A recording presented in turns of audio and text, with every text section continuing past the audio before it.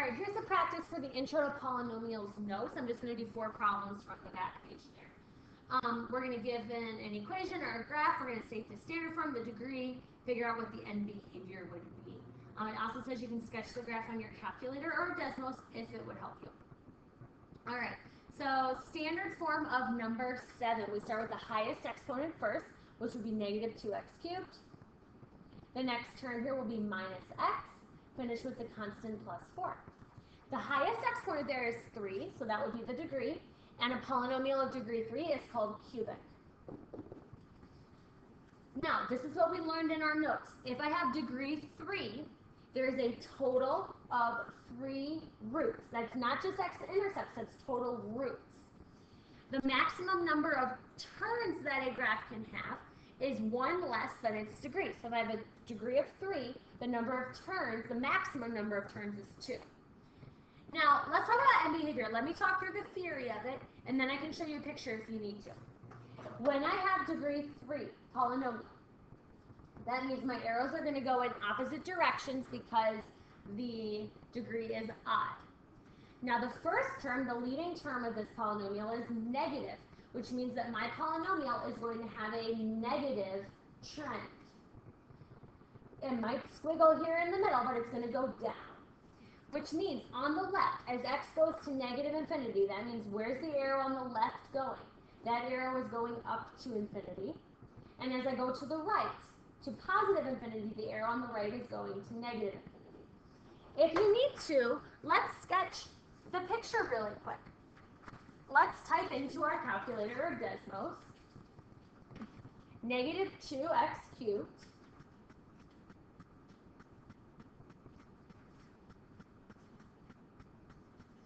and then minus x plus 4.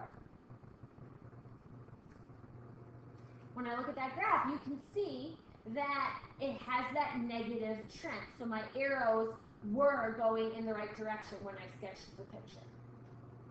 Number 8, I give you the picture. It says number of x-intercepts, or real roots. It looks like I have 1, 2 x-intercepts there.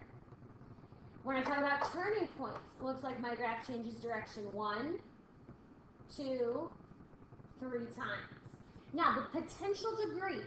First of all, the arrows are going in the same direction, which means that the degree has to be even because the arrows are going in the same direction.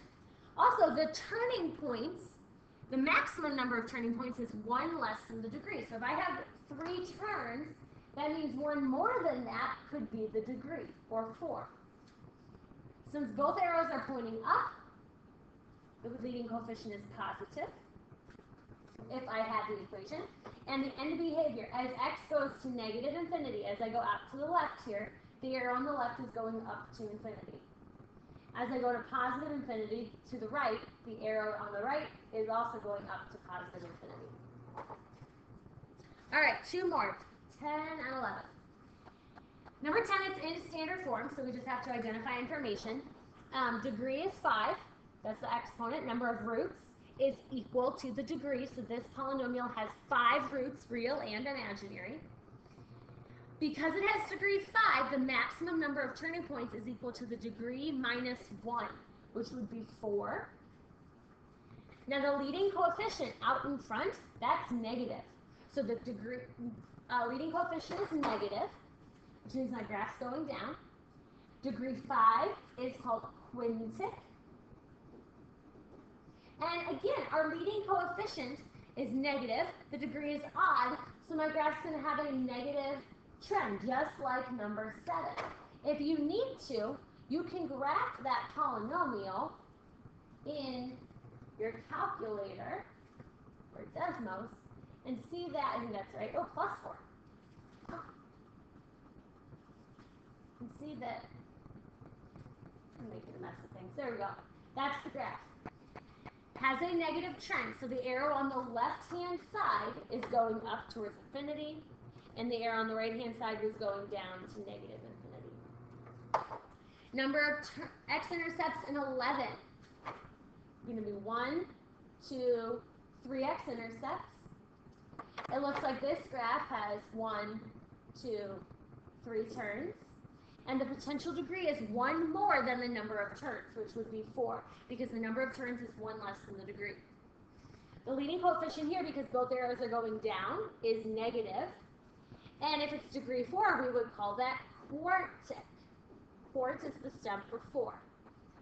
Since both arrows are going down, both end behaviors are going to negative infinity. All right, I only did a couple of the ones on the back. Make sure you try the rest of them. Check your key on Canvas and ask your teacher for some help if you need it.